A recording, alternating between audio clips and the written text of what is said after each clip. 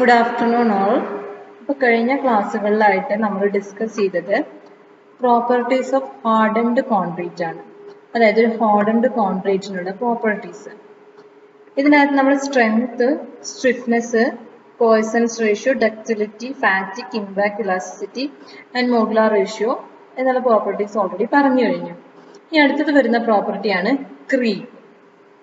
Okay, എന്താണ് creep എന്ന് പറഞ്ഞിട്ടുണ്ടെങ്കിൽ, creep is a time dependent property. Okay, ഇതൊരു ടൈം ഡിപ്പെൻഡന്റ് ആയിട്ടുള്ള ഒരു പ്രോപ്പർട്ടിയാണ്. ഒരു നമുക്ക് എന്താ സ്ട്രെയിൻ എന്ന് പറഞ്ഞിട്ടുണ്ടെങ്കിൽ, നമ്മളൊരു ഫോഴ്സ് അപ്ലൈ ചെയ്യുന്നു അല്ലെ, നമ്മൾ സ്ട്രെസ് അപ്ലൈ ചെയ്യുമ്പോൾ അതിന് കറസ്പോണ്ടിങ് ആയിട്ട് ഉണ്ടാകുന്ന ഡീഫോർമേഷനെയാണ് നമ്മൾ എന്ത് പറയുന്നത്, സ്ട്രെയിൻ എന്ന് പറയുന്നത്. അപ്പം ഈ ക്രീപ്പിനെ നമുക്ക് ടൈം ഡിപ്പെൻഡന്റ് ആയിട്ടുള്ള ഒരു സ്ട്രെയിൻ ആയിട്ട് കണക്കാക്കാം. ഓക്കെ, ഇതൊരു ടൈപ്പ് ഓഫ് ഡീഫോർമേഷൻ തന്നെയാണ്. പക്ഷെ നമ്മളൊരു ഭാഗത്ത് അല്ലെങ്കിൽ നമ്മളൊരു കോൺക്രീറ്റ് സ്ട്രക്ചറിൽ കോൺസ്റ്റന്റ് ആയിട്ട് അപ്ലൈ ചെയ്യുന്ന ഒരു ലോഡ് കാരണം അവിടെ സംഭവിക്കുന്ന ആ ഒരു സ്ട്രെയിനെയാണ് നമ്മൾ എന്ത് പറയുന്നത്, ക്രീപ്പ് എന്ന് പറയുന്നത്. It is a time dependent deformations of concrete under permanent loads. അപ്പൊ നമ്മളിത് പഠിക്കുമ്പോൾ ഇതിന്റെ കൂടെ തന്നെ നമുക്ക് ഫാറ്റിക് എന്താണെന്ന് ഓർമ്മിക്കാം. എന്താ ഫാറ്റിക് എന്ന് പറഞ്ഞിട്ടുണ്ടെങ്കിൽ, അതായത് നമ്മൾ സൈക്ലിക് ആയിട്ട് അപ്ലൈ ചെയ്യുന്ന ലോഡ് കാരണം ഉണ്ടാകുന്നതാണ് ഫാറ്റിക് ഫെയിലിയർ എന്നൊക്കെ പറയുന്നത്. അപ്പൊ ഇവിടെ നമ്മൾ എന്താ ചെയ്യുന്നത്, സൈക്ലിക് ആയിട്ടല്ല ലോഡ് കൊടുക്കുന്നത്, കോൺസ്റ്റന്റ് ലോഡിംഗ് ആണ്. പെർമനന്റ് ആയിട്ട് നമ്മളൊരു സ്ട്രക്ചറിൽ കൊടുക്കുന്ന ലോഡാണ് കോൺസ്റ്റന്റ് ലോഡിംഗ് എന്ന് പറയുന്നത്. അപ്പം ആ ഒരു കോൺസ്റ്റന്റ് ലോഡ് കാരണം ഡെവലപ്പ് ചെയ്യുന്ന സ്ട്രെയിനെയാണ് നമ്മൾ എന്ത് പറയുന്നത്, ക്രീപ്പ് എന്ന് പറയുന്നത്. അപ്പൊ നിങ്ങൾ കോൺക്രീറ്റിന്റെ സ്ട്രെസ് സ്ട്രെയിൻ കർവ് കണ്ടിട്ടുണ്ടോ? സ്റ്റീലിന്റെ സ്ട്രെസ് സ്ട്രെയിൻ കർവ് എല്ലാവരും കണ്ടിട്ടുണ്ടായിരിക്കും അല്ലെ. നമ്മൾ ടോസ് പഠിച്ചപ്പോൾ അതിനകത്ത് stress strain curve of A mild steel നമ്മൾ ഓൾറെഡി പറഞ്ഞിട്ടുണ്ട്. അപ്പൊ അതിന്റെ സ്ട്രെസ് സ്ട്രെയിൻ ബിഹേവിയർ ഒക്കെ നിങ്ങൾക്ക് ഓർമ്മയുണ്ടാവും. അതേപോലെ തന്നെ കോൺക്രീറ്റിനും ഒരു സ്ട്രെസ് സ്ട്രെയിൻ ബിഹേവിയർ ഉണ്ട്. അതായത് ഒരു സ്ട്രെസ് നമ്മൾ അപ്ലൈ ചെയ്യുമ്പോൾ എന്താ സംഭവിക്കുക, നമ്മുടെ സ്ട്രെസ് കൂടുന്നതിനനുസരിച്ച് സ്ട്രെയിനും കൂടും. പക്ഷെ പെർട്ടിക്കുലർ പോയിന്റിൽ എത്തിക്കഴിഞ്ഞിട്ടുണ്ടെങ്കിൽ നമ്മൾ സ്ട്രെസ് കൊടുത്താലും പിന്നെ എന്ത് ചെയ്യില്ല, സ്ട്രെസ് അപ്ലൈ ചെയ്യുമ്പോൾ സ്ട്രെയിനൊരു ഇതുണ്ടായിക്കോളന്നില്ല. ഓക്കെ, സ്ട്രെയിന് അവിടെ സ്ട്രെസ് ഇല്ലെങ്കിൽ കൂടെ ഡെവലപ്പ് ചെയ്യാനുള്ള സാധ്യതയുണ്ട്. അതാണ് ഞാൻ ഉദ്ദേശിച്ചത് കേട്ടോ. നമ്മുടെ സ്ട്രെസ് കൊടുത്താലേ സ്ട്രെയിൻ ഡെവലപ്പ് ചെയ്യുള്ളൂ എന്ന് നമുക്ക് പറയാൻ പറ്റില്ല. കാരണം ചില സമയത്ത് നമ്മൾ സ്ട്രെസ് ഇൻക്രീസ് ചെയ്ത് കൊടുത്തിട്ടില്ലെങ്കിൽ കൂടെ അവിടെ എന്തുണ്ടാവും, സ്ട്രെയിന് ഉണ്ടാവും. അതെന്ത് കാരണമാണ്? കാരണം അതൊരു ടൈം ഡിപ്പെൻഡന്റ് ആയിട്ടുള്ള ഒരു ഫാക്ടറാണ്. അതായത് ഒരു കോൺസ്റ്റന്റ് ആയിട്ടുള്ള ലോഡിങ് നമ്മൾ കൊടുത്തു കഴിഞ്ഞിട്ടുണ്ടെങ്കിൽ ഒരു സമയം കൂടുന്നതിനനുസരിച്ച് എന്ത് സംഭവിക്കും, അതിന് സ്ട്രെയിൻ കൂടും. ഓക്കെ, നമ്മൾ കൂടുതൽ എക്സ്ട്രാ സ്ട്രെസ് ഒന്നും കൊടുത്തിട്ടില്ലെങ്കിൽ കൂടെ ടൈം ഡിപ്പെൻഡന്റ് ആയിട്ടുള്ള ഒരു പാരാമീറ്റർ ആണ് ക്രീപ്പ്. അത് കാരണം അവിടെ എന്ത് സംഭവിക്കും, ഡിഫോർമേഷൻസ് സംഭവിക്കും. അതിനെയാണ് നമ്മൾ ക്രീപ്പ് എന്ന് പറയുന്നത്. It is the permanent deformation with time at A constant loading. ഒരു കോൺസ്റ്റന്റ് ലോഡിംഗ് ഉണ്ടാകുന്ന ഡിഫോർമേഷൻ ആണ് ക്രീപ്പ് എന്ന് പറയുന്നത്. Okay, increase in strain under A sustained stress. അപ്പൊ ഞാൻ പറഞ്ഞിട്ടുണ്ടായിരുന്നു, ഒരു സസ്റ്റെയിൻഡ് അതായത് കോൺസ്റ്റന്റ് ആയിട്ടുള്ള ഒരു സ്ട്രെസ്സിൽ ഉണ്ടാകുന്ന സ്ട്രെയിനിൽ ഉണ്ടാകുന്ന ഇൻക്രീസിനെയാണ് നമുക്ക് എന്ത് പറയാവുന്നത്, ക്രീപ്പ് എന്ന് പറയാവുന്നത്. നിങ്ങൾ ആ സ്ട്രെസ് സ്ട്രെയിൻ കർവ് ആലോചിച്ചാൽ മതി. അവിടെ നമ്മൾ ആദ്യം ഇങ്ങനെ സ്ട്രെസ് ഇങ്ങനെ കൂട്ടി കൊടുക്കുന്നതിനനുസരിച്ച് സ്ട്രെയിൻ ഇങ്ങനെ കൂടി വരും. പക്ഷെ ചില പെർട്ടിക്കുലർ പോയിന്റിൽ വെച്ചിട്ട് നമ്മൾ സ്ട്രെസ് കൊടുത്തിട്ടില്ലെങ്കിലും സ്ട്രെയിൻ ഓട്ടോമാറ്റിക് ആയിട്ട് കൂടുന്നത് നമുക്ക് കാണാൻ പറ്റും. അതെന്ത് കാരണമാണ്?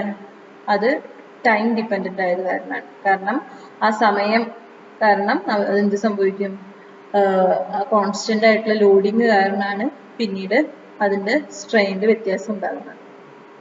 Okay, it is A plastic deformation. എന്താ പ്ലാസ്റ്റിക് ഡീഫോർമേഷൻ എന്ന് പറഞ്ഞിട്ടുണ്ടെങ്കിൽ, അതായത് അതൊരു പെർമനന്റ് ഡീഫോർമേഷൻ ആണ്. നമുക്ക് അതിനെ തിരിച്ചു കൊണ്ടുവരാനായിട്ട് പറ്റില്ല. ക്രീപ്പ് കാരണം ഡെവലപ്പ് ചെയ്യുന്ന ഡീഫോർമേഷൻ എന്ന് പറയുന്നത് പെർമനന്റ് ആണ്. അത് അതിന്റെ ഇനീഷ്യൽ പൊസിഷനിലേക്ക് ഒരിക്കലും തിരിച്ച് വരില്ല. It is not recoverable. Okay. Homologous temperature എന്ന് പറഞ്ഞിട്ടുണ്ടെങ്കിൽ നമുക്ക് ക്രീപ്പ് അൺകൺട്രോൾ, അതായത് കൺട്രോൾ ചെയ്യാൻ പറ്റാത്ത സിറ്റുവേഷനിലുള്ള ടെമ്പറേച്ചറിനെയാണ് നമ്മൾ എന്ത് പറയുന്നത്, ഹോമോലോഗസ് ടെമ്പറേച്ചർ എന്ന് പറയുന്നത്. ഓക്കെ. then അടുത്ത പ്രോപ്പർട്ടിയാണ് ഷ്രിങ്കേജ്. അപ്പോൾ എന്താ ഷ്രിങ്കേജ് എന്ന് പറഞ്ഞിട്ടുണ്ടെങ്കിൽ നിങ്ങൾക്ക് ആ പേരിൽ തന്നെ മനസ്സിലാവുന്നുണ്ട്, ഷ്രിങ്ക് ചെയ്യാം. ഓക്കെ. ഷ്രിങ്കേജ് എന്ന് പറയുന്നത് നമ്മുടെ കോൺക്രീറ്റിന്റെ ഒരു ഇമ്പോർട്ടൻ്റ് ആയിട്ടുള്ള ഒരു പ്രോപ്പർട്ടിയാണ്.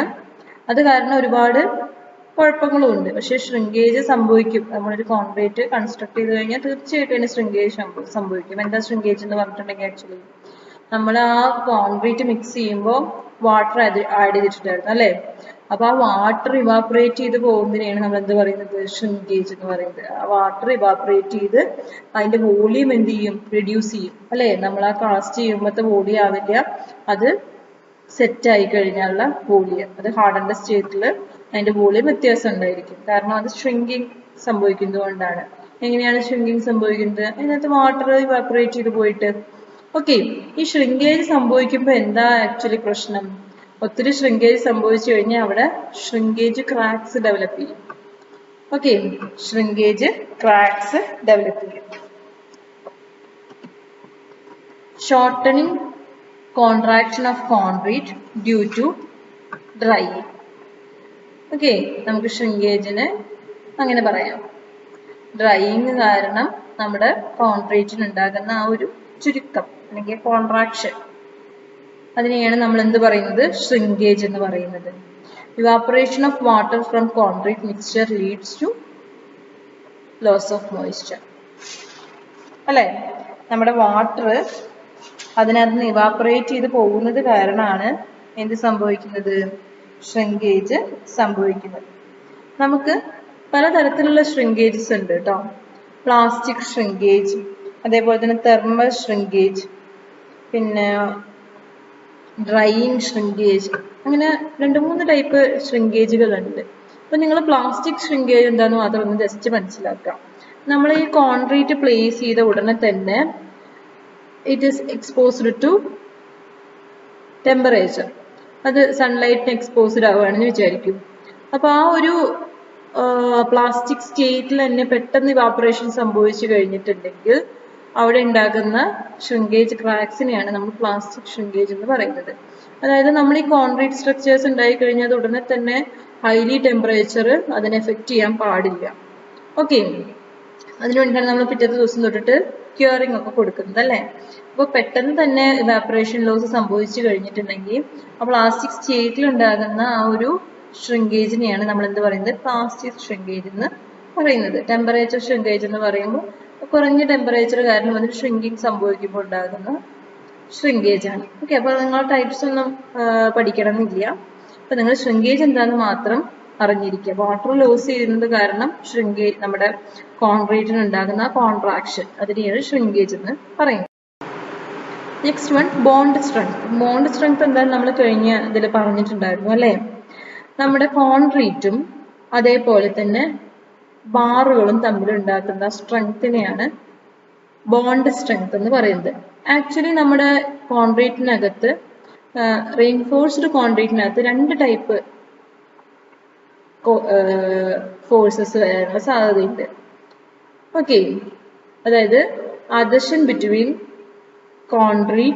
കോൺക്രീറ്റിലുള്ള aggregates and matrix, cement paste. Okay.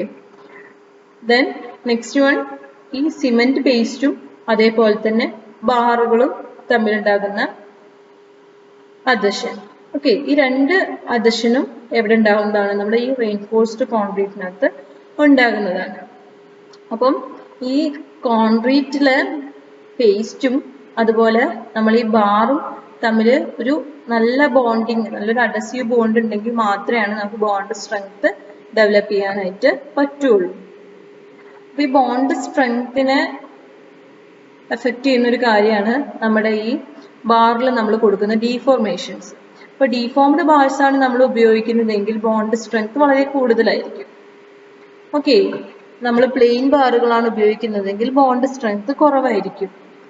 ഇപ്പൊ നിങ്ങൾ ഈ പ്ലെയിൻ ബാറുകൾ ഉപയോഗിക്കുമ്പോൾ അവിടെ ഹുക്കൊക്കെ കൊടുക്കുന്നത് നിങ്ങൾ ശ്രദ്ധിച്ചിട്ടുണ്ടായിരിക്കും. കാരണം അത് ബോണ്ട് സ്ട്രെങ്ത് കൂട്ടാൻ വേണ്ടിയിട്ടാണ് നമ്മൾ രണ്ട് സൈഡിലും ഹുക്കൊക്കെ കൊടുക്കുന്നത്. ഡീഫോംഡ് ബാർസ് ആണെച്ചാൽ നമുക്ക് അതിന്റെ ആവശ്യമില്ല. കാരണം ആ deformations itself give enough bond strength to the concrete. അപ്പൊ ഈ ബോണ്ട് സ്ട്രെങ്ത് നിലനിർത്തേണ്ടത് നമ്മളെ അത്യാവശ്യമാണ്. കാരണം അതിന് റിക്വയർഡ് ആയിട്ടുള്ള കംപ്രസീവ് സ്ട്രെങ്ത്തും കാര്യങ്ങളൊക്കെ കിട്ടണമെന്നുണ്ടെങ്കിൽ ബോണ്ട് സ്ട്രെങ്ത് വളരെയധികം അതിനെ എഫക്റ്റ് ചെയ്യുന്നുണ്ട്. Ensures no slip of steel bars from concrete. അതായത് ഇനഫ് ബോണ്ട് സ്ട്രെങ്ത് ഉണ്ടെങ്കിൽ മാത്രമാണ് നമുക്ക് സ്ലിപ്പേജ് ഒക്കെ കുറയ്ക്കാൻ പറ്റുള്ളൂ.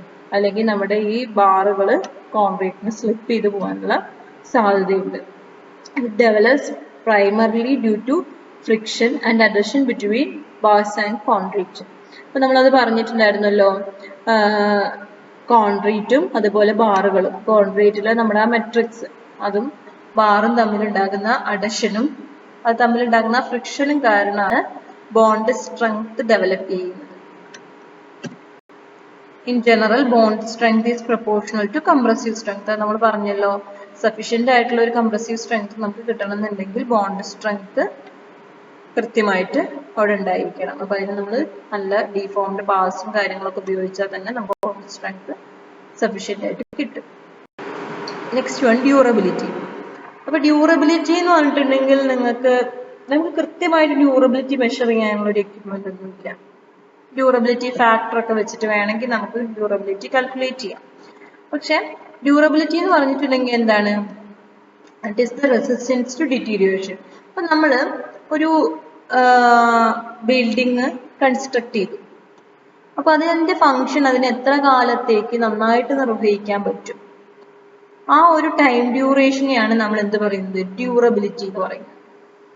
അതായത് നമ്മൾ ആ ബിൽഡിംഗ് എന്തിനു വേണ്ടിയിട്ടാണോ ഉണ്ടാക്കിയത് അതേ ഫങ്ഷൻ അതിന് എത്ര കാലം നിലനിർത്താൻ പറ്റും, അതാണ് ഡ്യൂറബിലിറ്റി എന്നുള്ളതുകൊണ്ട് ഉദ്ദേശിക്കുന്നത്.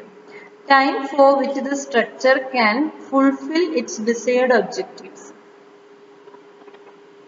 അത് സ്ട്രെങ്ത്തിന്റെ കേസിലാണെങ്കിൽ സ്ട്രെങ്ത്തിന്റെ നമ്മളത് സ്റ്റേബിൾ ആയിരിക്കണം, സ്ട്രെങ്ത് ഉണ്ടായിരിക്കണം, സ്റ്റെബിലിറ്റി ഉണ്ടായിരിക്കണം. പിന്നെ അതിന്റെ ഫങ്ഷൻസ് എല്ലാ കാര്യങ്ങളും നമുക്ക് അതിനെ കൃത്യമായിട്ട് നിർവഹിക്കാൻ പറ്റും. അത് എത്ര കാലത്തേക്ക് അതിന് നിർവഹിക്കാൻ പറ്റും, അതാണ് ഡ്യൂറബിലിറ്റി എന്നുള്ളത് ഉദ്ദേശിക്കുന്നത്. Ability to withstand the damaging effects over a long. അടുത്തതാണ് മാലിയബിലിറ്റി. എന്താ മാലിയബിലിറ്റി എന്ന് പറഞ്ഞിട്ടുണ്ടെങ്കിൽ, സിമ്പിൾ ആയിട്ട് നിങ്ങൾ മാലിയബിലിറ്റിനെ എങ്ങനെ മനസ്സിലാക്കാം? ഒരു പെർട്ടിക്കുലർ മെറ്റീരിയലിനെ അടിച്ചു പരത്താനുള്ള കഴിവിനെയാണ് മാലിയബിലിറ്റി എന്ന് പറയുന്നത്. അതായത് നമ്മളത് അടിച്ച പൊട്ടിപ്പോരുത്, നമുക്ക് അതിനെ അടിച്ചിങ്ങനെ നിങ്ങളുടെ തിൻ ഷീറ്റ് ആയിട്ട് മാറ്റാൻ പറ്റണം, അടിച്ച് പരത്താൻ പറ്റണം. അങ്ങനെയുള്ള പ്രോപ്പർട്ടീനെയാണ് നമ്മൾ എന്ത് പറയുന്നത്? മാലിയബിലിറ്റി എന്ന് പറയുന്നത്. ഒരു മെറ്റീരിയൽ മാലിയബിൾ ആണോ എന്നുള്ളത് നമ്മൾ എങ്ങനെ ചെക്ക് ചെയ്യും? അതിനെ അടിച്ചു പരത്താൻ പറ്റുന്നുണ്ടോ എന്നുള്ളത് നോക്കുക. ഓക്കെ, അതിനെ അടിച്ചു പരത്താൻ പറ്റുന്നുണ്ടോ എന്നുള്ളത് ചെക്ക് ചെയ്യാം. അപ്പൊ അതിനെയാണ് നമ്മൾ എന്ത് പറയുന്നത്? മാലിയബിൾ. അടിച്ചു പരത്തി അതിനൊരു തിൻ ഷീറ്റ് ആയിട്ട് ഫോം ചെയ്യാൻ പറ്റും. Property by which material is made into thin sheets or plates. It related to compression. അതായത് നമ്മൾ അതിനെ ഒരു ഇങ്ങനെ ലോഡ് കൊടുക്കുമ്പോൾ അതിനെ തിൻ ഷീറ്റ് ആയിട്ട് മാറ്റാൻ പറ്റും. Then it is A plastic deformation. അതെ, ഒരു പ്ലാസ്റ്റിക് ഡീഫോർമേഷൻ ആണ്. അത് ഒരു തവണ അടിച്ചു വരുത്തി കഴിഞ്ഞാൽ പിന്നെ അതിനെ വീണ്ടും മറ്റേ ഫോമിലേക്ക് കൊണ്ടുവരിക എന്ന് പറയുന്നത് ബുദ്ധിമുട്ടാണ്. All ductile materials are malleable with some properties. അതായത് നമ്മൾ ഡക്റ്റിലിറ്റി എന്ന് പറഞ്ഞ പ്രോപ്പർട്ടി പറഞ്ഞിട്ടുണ്ടായിരുന്നു. ഡക്റ്റിലിറ്റി എന്ന് പറഞ്ഞ പ്രോപ്പർട്ടി എന്തിനെയാണ് റെപ്രസെന്റ് ചെയ്യുന്നത്? അത് ഇതുപോലെ നമുക്ക് അതിനെ വലിച്ചു നീട്ടാനുള്ള കഴിവാണ്. അതിനെ തിൻ വയേഴ്സ് ആയിട്ട് ഫോം ചെയ്യാനുള്ള പ്രോപ്പർട്ടിയാണ് ഡക്റ്റൈൽ എന്നുള്ളതുകൊണ്ട് ഉദ്ദേശിക്കുന്നത്. ഒരു മെറ്റീരിയൽ ഡക്റ്റൈൽ ആണെന്നുണ്ടെങ്കിൽ അതിന് നമുക്ക് തിൻ വയർ ആയിട്ട് ഫോം ചെയ്യാൻ പറ്റും. ഓക്കെ, അപ്പം ഇവിടെ ഒരു ഡക്റ്റൈൽ മെറ്റീരിയൽ എന്ന് പറയുന്നത് മാലിയബിൾ ആയിരിക്കും, സ്വാഭാവികമായിട്ടും മാലിയബിൾ ആയിരിക്കും. Concrete is not malleable. അതായത് നമ്മുടെ കോൺക്രീറ്റ് എന്ന് പറയുന്നത് മാലിയബിൾ അല്ല, അല്ലെ? നമുക്കറിയാം അത്. കാരണം കോൺക്രീറ്റ് നമുക്ക് അതിനകത്ത് ഒരു കംപ്രസീവ് ഫോഴ്സ് അല്ലെങ്കിൽ നമ്മൾ ലോഡ് കൊടുത്തു കഴിഞ്ഞാൽ അത് പൊട്ടിപ്പോകും. അപ്പൊ കോൺക്രീറ്റ് എന്ന മെറ്റീരിയൽ എന്താണ്? മാലിയബിൾ അല്ല, പക്ഷെ സ്റ്റീൽ മാലിയബിൾ ആണ്. ഹൈലി വാല്യബിൾ ആയിട്ടുള്ള ഒരു മെറ്റീരിയൽ ആണ് സ്റ്റീൽ എന്ന് പറയുന്നത്. then അടുത്ത പ്രോപ്പർട്ടിയാണ് ബ്രിട്ടിൽനെസ്. ഒന്ന് ആലോചിച്ച് നോക്കൂ, നമ്മുടെ കോൺക്രീറ്റ് ബ്രിട്ടിൽ ആണ്. അതൊരു ഫോഴ്സ് അപ്ലൈ ചെയ്ത് കഴിഞ്ഞിട്ടുണ്ടെങ്കിൽ അത് അപ്പം തന്നെ എന്ത് സംഭവിക്കും? ബ്രേക്ക് ചെയ്യും. അതിനെയാണ് നമ്മൾ ബ്രിട്ടിൽനെസ് എന്ന് പറയുന്നത്. അതിനൊരിക്കലും ഒരു ഡീഫോർമേഷൻ സംഭവിച്ച് കുറച്ചു നേരം ആ ഒരു ലോഡിന് താങ്ങാനുള്ള കപ്പാസിറ്റി ഉണ്ടാവില്ല.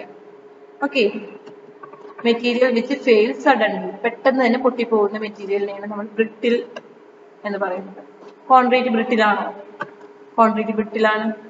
ആ ബ്രിട്ടിൽനെസ് കുറയ്ക്കാൻ വേണ്ടിയിട്ടാണ് നമ്മൾ അതിനകത്ത് സ്റ്റീലൊക്കെ ആഡ് ചെയ്യുന്നത്. ഓപ്പോസിറ്റ് ഓഫ് പ്ലാസ്റ്റിസിറ്റി, അതായത് അത് ഒട്ടും പ്ലാസ്റ്റിക് അല്ല. പെട്ടെന്ന് തന്നെ അതിന് നമ്മൾ ലോഡ് കൊടുത്തു കഴിഞ്ഞാൽ അത് ഡീഫോം ചെയ്യൊന്നുമില്ല. എന്താ സംഭവിക്കുക? പെട്ടെന്ന് തന്നെ പൊട്ടിപ്പോവും. അപ്പൊ നമ്മൾ ബ്രിക്ക് ഒക്കെ എടുത്ത് അതിന് ലോഡ് അപ്ലൈ ചെയ്ത് നോക്കൂ, അത് ഡീഫോം ചെയ്യുന്നല്ല ചെയ്യുക. അതെന്താ ചെയ്യുക? തേച്ചിട്ട് പൊട്ടും. ഓക്കെ, അപ്പൊ അങ്ങനത്തെ മെറ്റീരിയലിനെയാണ് നമ്മൾ ബ്രിട്ടിൽ എന്ന് പറയുന്നത്.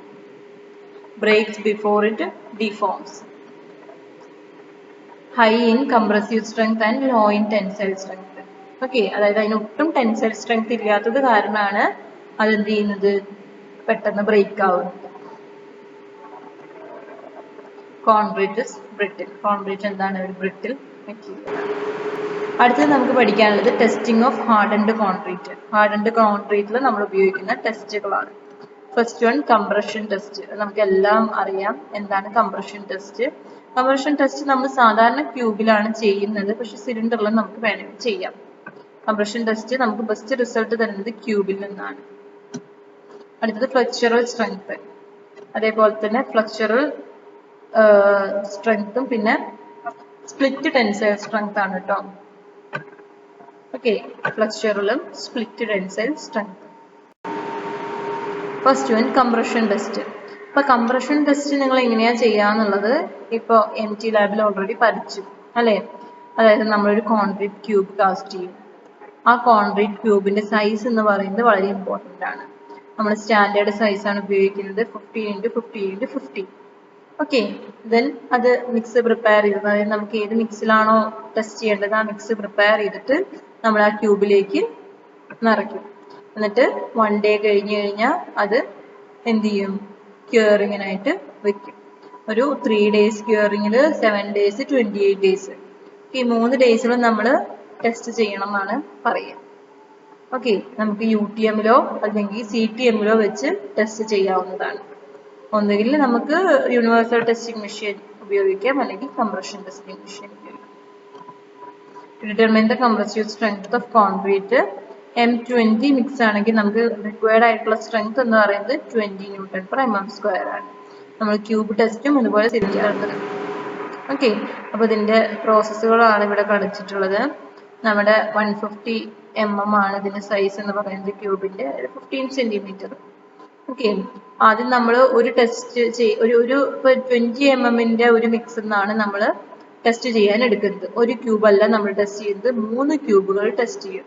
എന്നിട്ട് അതിന്റെ ആവറേജ് ആണ് നമ്മൾ കാൽക്കുലേറ്റ് ചെയ്യുന്നത്. ഓക്കെ, എപ്പോഴാണ് നമ്മൾ മൗൾഡ് റിമൂവ് ചെയ്യുന്നത്? ഒരു ദിവസം കഴിയുമ്പോൾ മൗൾഡ് റിമൂവ് ചെയ്തിട്ട് നമ്മൾ അത് ക്യൂറിങ്ങിനായിട്ട് ഇടും. 3 days 7 days 28 days ക്യൂർ ചെയ്യും. ദെൻ അതിൽ ടെസ്റ്റ് ചെയ്യും. നമുക്ക് UTM CTM ഉപയോഗിച്ച് ടെസ്റ്റ് ചെയ്യാം. ഇവിടെ ഇപ്പൊ കാണിച്ചിട്ടുള്ള ഫിഗർ CTM-ന്റെ ആണ്. Then compression test of cube is equal to എങ്ങനെ പറയാം? ഒരു ക്യൂബില് എത്ര ഫോഴ്സ് അപ്ലൈ ചെയ്തു എന്നുള്ളത് നമുക്ക് എവിടുന്ന് കിട്ടും? UTM അല്ലെങ്കിൽ CTM. അതായത് ഏത് ലോഡ് കൊടുത്തപ്പോഴാണ് അത് ബ്രേക്ക് ചെയ്തത് എന്നുള്ളത് അതിന് കിട്ടും. നമുക്ക് അതിനകത്ത് നിന്ന് CTM-ന്ന് UTM-ന്നൊക്കെ നമുക്ക് ലോഡാണ് കിട്ടുക. കംപ്രസീവ് സ്ട്രെസ് നമ്മൾ പിന്നെ കണ്ടുപിടിക്കുന്നതാണ്. ഓക്കെ, സ്ട്രെസ് എന്ന് പറഞ്ഞിട്ടുണ്ടെങ്കിൽ എന്താണ്?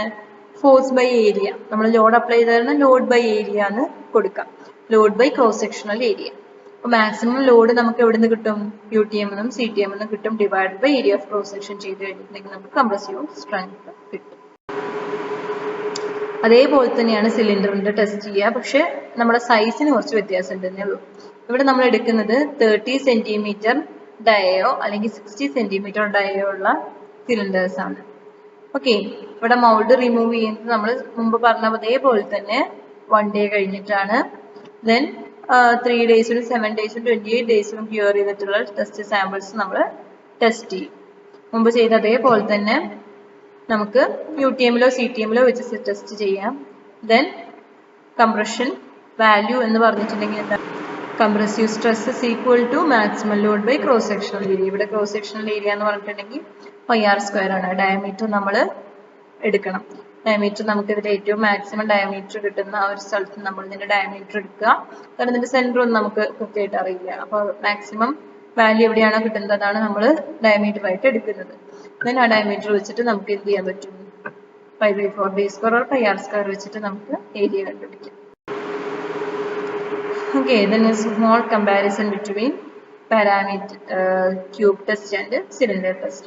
ഇവിടെ നമ്മൾ കൊടുത്തിട്ടുള്ള സൈസിനൊക്കെ ഒരു കമ്പാരിസൺ ജസ്റ്റ് കൊടുത്തു എന്നേ ഉള്ളൂ. ഇവിടെ നമ്മൾ ടെസ്റ്റ് കണ്ടീഷൻ എന്ന് പറയുന്നത് നോൺ യൂണിഫോം ട്രയാക്സിയൽ കംപ്രഷൻ ആണ് ഫോർ ക്യൂബ് ടെസ്റ്റ്. ഇവിടെ എന്ന് പറഞ്ഞിട്ടുണ്ടെങ്കിൽ സിലിണ്ടറിൽ മോണോ ആക്സിയൽ കംപ്രഷൻ ആണ്. ഓക്കെ, ഒറ്റ ആക്സിസിലൂടെയാണ് നമ്മൾ ലോഡ് കൊടുക്കുന്നത്. ഇവിടെ ട്രയാക്സിയൽ ആണ്, 3 ആക്സിലൂടെയും ലോഡ് വരുന്നുണ്ട്. ഓക്കെ, സ്ട്രെങ്ത് എന്ന് പറയുന്നത് മോർ ദാൻ 15% ഗ്രേറ്റർ, അതായത് നമ്മുടെ ആക്ച്വൽ സ്ട്രെങ്ത്തിനേക്കാളും 15% കൂടുതലായിരിക്കും, ഇവിടെ കുറവായിരിക്കും. ഓക്കെ, ബാക്കിയുള്ള സൈസിലുണ്ടാകുന്ന വ്യത്യാസമൊക്കെ ഇവിടെ ജസ്റ്റ് കൊടുത്തു. 15 cm ഡയാം ആൻഡ് 30 cm ഹൈറ്റ്. അടുത്തത് ഫ്ലെക്സ്ചറൽ സ്ട്രെങ്ത് ടെസ്റ്റ്. അപ്പൊ ഈ ഫ്ലെക്സ്ചറൽ സ്ട്രെങ്ത് എന്ന് പറഞ്ഞിട്ടുണ്ടെങ്കിൽ എന്താണ്? ഫ്ലെക്സ്ചറൽ സ്ട്രെങ്ത് എന്ന് പറഞ്ഞിട്ടുണ്ടെങ്കിൽ നമ്മളൊരു ബീമിനകത്ത് ഒരു ലോഡ് കൊടുത്തു. അപ്പൊ അത് സ്വാഭാവികമായിട്ട് ബെൻഡിങ് സംഭവിക്കും, അല്ലെ? അതിനൊരു ബെൻഡിങ് ആണ് സംഭവിക്കുന്നത്.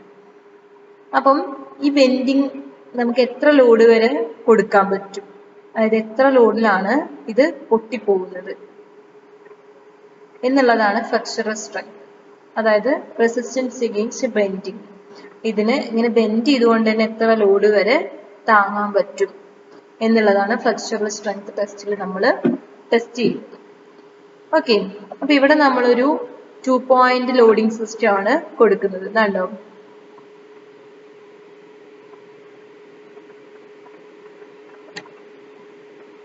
ഇവിടെ നമ്മളൊരു കോൺക്രീറ്റ് ബീം കാസ്റ്റ് ചെയ്തിട്ടുണ്ട്. ദെൻ ഈ ബീമിന്റെ ലെങ്ത് എന്ന് പറയുന്നത് 70 cm ആണ്. ക്രോസ് സെക്ഷൻ 15x15 ആണ്. അതായത് നമ്മുടെ ക്യൂബിന്റെ അതേ സെയിം സൈസ് തന്നെയാണ്, പക്ഷെ അതിന്റെ ലെങ്ത് കുറച്ച് കൂടുതലുണ്ട്. ക്രോസ് സെക്ഷണൽ ഏരിയ 15x15 തന്നെയാണ്. ദെൻ 2 point ലോഡിംഗ് വെച്ചിട്ടാണ് നമ്മളിവിടെ ലോഡ് കൊടുക്കുന്നത്.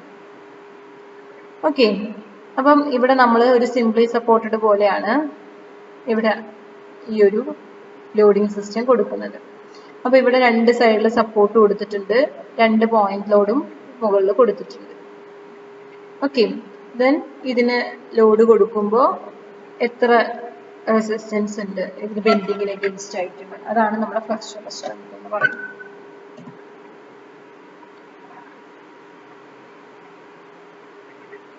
ടാമ്പിംഗ് ബാർ എന്നാണ് പറയുന്നത്. ഫ്ലെക്സ്ചറൽ ടെസ്റ്റിംഗ് മെഷീൻ. ഇവിടെ നമ്മുടെ ഫ്ലെക്സ്ചറൽ ടെസ്റ്റിംഗ് മെഷീന് സെപ്പറേറ്റ് മെഷീൻ ഉണ്ട് കേട്ടോ. അത് നമുക്ക് UTM-ൽ ഇതിലൊന്നല്ല ചെയ്യാം. ഇവിടെ ഫ്ലെക്സ്ചറൽ ടെസ്റ്റിംഗ് മെഷീനായിട്ട് വേറെ മെഷീൻ ഉണ്ട്. ദെൻ ലോഡിംഗ് റേറ്റ് എന്ന് പറയുന്നത് 400 kg/minute ആണ്. ഒരു മിനിറ്റിൽ നമ്മൾ 400 kg ലോഡാണ് അപ്ലൈ ചെയ്യുന്നത്. ഓക്കെ, ഇവിടെ ഫ്ലെക്സ്ചറൽ സ്ട്രെങ്ത് ഓർ മോഡുലസ് ഓഫ് ഫ്ലെക്സ്ചർ എന്ന് പറഞ്ഞിട്ടുണ്ടെങ്കിൽ നമ്മുടെ ഈ നമ്മൾ കാസ്റ്റ് ചെയ്തിട്ടുള്ള ആ കോൺക്രീറ്റ് ബീം ഉണ്ടല്ലോ, ആ കോൺക്രീറ്റ് ബീമിന്റെ ഏതോ ഒരു ഭാഗത്ത് വെച്ച് ഫ്രാക്ചർ സംഭവിക്കും. സപ്പോർട്ടിൽ നിന്നും ആ ഫ്രാക്ചറിലേക്കുള്ള ഡിസ്റ്റൻസിനെയാണ് നമ്മൾ എ എന്ന് സൂചിപ്പിച്ചിട്ടുള്ളത്. എ ഗ്രേറ്റർ ദാൻ 20 cm ആണെങ്കിൽ നമ്മുടെ ഫ്ലെക്സ്ചറൽ strength is equal to PL/BD² ആണ്. Okay, PL/BD². L എന്ന് പറഞ്ഞിട്ടുണ്ടെങ്കിൽ ഡിസ്റ്റൻസ് ബിറ്റ്വീൻ ദ സപ്പോർട്ട്സ് ആണ്. ബി ആൻഡ് ഡി എന്ന് പറഞ്ഞിട്ടുണ്ടെങ്കിൽ എന്താണ്, നമ്മുടെ ആ ക്രോസ് സെക്ഷൻ ബ്രെഡ്ത്തും ഡെപ്തും. ഓക്കെ, അതുപോലെ തന്നെ നമ്മുടെ എ എന്ന് പറഞ്ഞിട്ടുണ്ടെങ്കിൽ ലെസ് ദാൻ 20 ആണെങ്കിൽ ഫോഴ്സ് എന്ന് പറയുന്നത് 3PA/BD² ആണ്. ഓക്കെ, നമുക്ക് ഫ്ലെക്ചറൽ സ്ട്രെങ്ത് എപ്പോഴും പെർഫെക്റ്റ് ആയിട്ട് ഒരു ടെസ്റ്റ് ഉപയോഗിച്ച് കണ്ടുപിടിക്കാൻ പറ്റില്ല. കാരണം ടെസ്റ്റും കുറച്ച് ഡിഫിക്കൽട്ടാണ്, അതിനകത്ത് നിന്ന് ആക്യുറേറ്റ് വാല്യൂ കിട്ടിക്കോളൊന്നുമില്ല. ഫ്ലെക്ചറൽ സ്ട്രെങ്ത് നമ്മൾ സാധാരണ കോഡിൽ നിന്നും 0.7√FCK ആയിട്ടാണ് എടുക്കാറ്. 0.7√FCK. Okay, next one split tensile strength test. ഇപ്പൊ സ്പ്ലിറ്റ് ടെൻസൈൽ സ്ട്രെങ്ത് ടെസ്റ്റ് എന്തിനു വേണ്ടിയാണ് നമ്മൾ ഉപയോഗിക്കുന്നത്?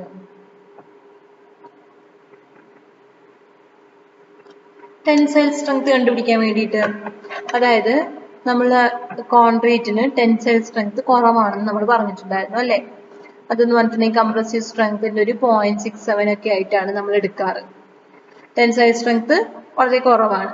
അപ്പൊ ആ ടെൻസൈൽ സ്ട്രെങ്ത് പക്ഷെ നമുക്ക് ഒരു ടെസ്റ്റ് ഉപയോഗിച്ച് കണ്ടുപിടിക്കണം. അപ്പൊ അതിനു വേണ്ടി നമ്മൾ സ്പ്ലിറ്റ് ടെൻസൈൽ സ്ട്രെങ്ത് ടെസ്റ്റ് ആണ് ഉപയോഗിക്കുന്നത്. ഇത് നമ്മൾ സാധാരണ UTM-ലോ CTM-ലോ നമ്മൾ സിലിണ്ടർ ഉപയോഗിച്ചിട്ട് ടെസ്റ്റ് ചെയ്യുന്നതാണ്. ഓക്കെ, സിലിണ്ടർ ഇങ്ങനെ കിടത്തി വെക്കും, എന്നിട്ടാണ് ലോഡ് കൊടുക്കുന്നത്. To determine the tensile strength of concrete, diameter 15 cm ആണ്, ഹൈറ്റ് 30 cm ആണ്. നമ്മുടെ കാസ്റ്റ് ചെയ്യുന്ന മൗൾഡിന്റെ ഡയമീറ്റർ 15 cm ഹൈറ്റ് 30 cm ആണ്. Okay, then diameter 15 cm height 30 cm ആയിട്ടുള്ള ഒരു മോൾഡ് നമ്മൾ പ്രിപ്പയർ ചെയ്യും. ദെൻ അതിൽ ക്യൂബ് കാസ്റ്റ് ചെയ്യും. നമ്മുടെ ക്യൂബ് അല്ല, സിലിണ്ടർ കാസ്റ്റ് ചെയ്യും. ദെൻ ആ സിലിണ്ടർ നമ്മൾ UTM യൂസ് ചെയ്തിട്ട് ടെസ്റ്റ് ചെയ്യും. ടെസ്റ്റ് ചെയ്യുമ്പോൾ നമ്മൾ ഇതിങ്ങനെ കിടത്തിയിട്ടാണ് വെക്കുന്നത്. ഇവിടെ ഒരു ക്രോസ് സെക്ഷണൽ വ്യൂ ആണ് ഇവിടെ കാണിച്ചിട്ടുള്ളത്. എന്നിട്ട് അതിന്റെ തൊട്ട് മുകളിലായിട്ട് 2 പ്ലേറ്റുകൾ വെക്കുന്നുണ്ട്. പ്ലൈവുഡിന്റെ എന്തിന്റെങ്കിലും ഒരു പ്ലേറ്റ് വെച്ചാൽ മതി. ആ ഒരു ലോഡിങ്, നമുക്ക് ആ പോയിന്റ് ലോഡിങ് കൊടുക്കാൻ വേണ്ടിയിട്ടാണ്. ദെൻ ടെസ്റ്റ് ഒന്ന് ചുരുക്കി പറയുന്നത്. ബാക്കിയുള്ള കാര്യങ്ങളിലെ ടെസ്റ്റുകളൊക്കെ നമുക്ക് എഴുതാവുന്നതേ ഉള്ളൂ. Then draw the diametrical lines on 2 ends. Note the weight and dimensions of the specimen. അതായത് ആദ്യം നമ്മൾ എന്ത് ചെയ്യണം? ഈ കോൺക്രീറ്റ് ക്യൂബിന് ഡയമീറ്റർ എത്രയാണെന്നുള്ളത് ചെക്ക് ചെയ്യുക, ഹൈറ്റ് ചെക്ക് ചെയ്യുക. അതുപോലെ തന്നെ നമ്മൾ വെയിറ്റും എടുക്കുക. ദെൻ ഈ split tensile strength test use ചെയ്യുന്നതിന് വേണ്ടി നമ്മൾ മുകളിൽ 2 പ്ലൈവുഡ്സ്, മുകളിലും താഴെയായിട്ട് 2 പ്ലൈവുഡ്സ് വെക്കണം. ദെൻ ആ സ്പെസിമെൻ നമ്മൾ കംപ്രഷൻ ടെസ്റ്റിംഗ് മെഷീനിലോ അല്ലെങ്കിൽ UTM-ലോ കൊണ്ടുവയ്ക്കുക. ദെൻ ലോഡ് കൊടുക്കുക. ലോഡ് റേറ്റ് എന്ന് പറയുന്നത് 14 to 21 kg/cm²/minute ആയിരിക്കണം. ഓക്കെ, 40 to 21 ലോഡ് റേറ്റിൽ നമ്മൾ ലോഡ് കൊടുക്കുക. ദെൻ ബ്രേക്കിംഗ് ലോഡ് നോട്ട് ചെയ്യുക. അതായത് എവിടെ വെച്ചിട്ടാണോ ക്രാക്ക് ഉണ്ടാവുന്നത് അവിടെ വെച്ചിട്ട് നമ്മൾ ആ ബ്രേക്കിംഗ് ലോഡ് നോട്ട് ചെയ്യുക. ദെൻ നമ്മുടെ കംപ്രസീവ് സ്പ്ലിറ്റ് ടെൻസൈൽ സ്ട്രെങ്ത് എന്ന് പറഞ്ഞിട്ടുണ്ടെങ്കിൽ എന്തായിരിക്കും? Load by area. Okay, split tensile strength is equal to 2P divide by πdl. Okay, P എന്ന് പറയുന്നത് ലോഡാണ്, πdl എന്ന് പറയുന്നത് നമ്മുടെ ഏരിയ ആണ്. ഇത് നമ്മൾ ആക്ച്വലി ഡിറൈവ് ചെയ്തെടുത്തതാണ് കേട്ടോ. അങ്ങനെ നമുക്ക് 2P ബൈ πdl കിട്ടുന്നതാണ്. ദെൻ നമ്മൾ സാധാരണ IS 456 പ്രകാരം split tensile strength of concrete in terms of compressive strength എന്ന് പറയുന്നത് 0.7 FCK ആണ്. ഓക്കെ,